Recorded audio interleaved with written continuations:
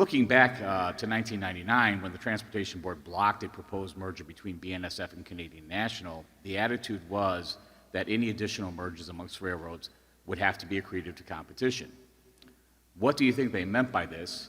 And if one believes that the hookup of one of the two major western railroads with one of the two eastern railroads would not alter the current landscape, where most shippers have just two choices amongst the large railroads operating in the region, and could actually generate efficiencies and cost savings that could be passed along to customers, how does a combination of someone like BNSF with Norfolk Southern or CSX not satisfy their goal? I think now and Matt Rose, is he here? He can probably answer that, some of that better than I can, certainly. He can answer all of it better than I can. There's Matt, yeah. Yeah, so the statement is exactly right. Back in 1999, we had a failed merger with Canadian National. New rules were put in place by our regulator, a little group called the STB. And rules were put in place by our regulator, a little group called the STB. And what they said was that the public litmus test for the next merger would have to be different.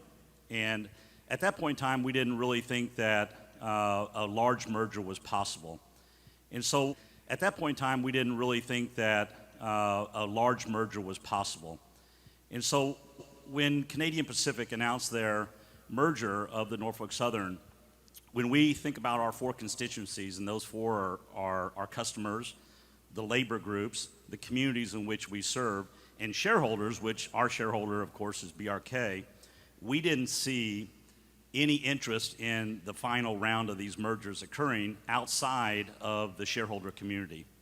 And so our position was simply to say, if the rest of the shipping community believes that we ought to see this final round, that's fine. We'll participate, but we don't see it occurring right now. We do believe that when that final round occurs, there will be great efficiencies made for shippers and communities. But right now, we don't see the dynamics in place. So what are those dynamics?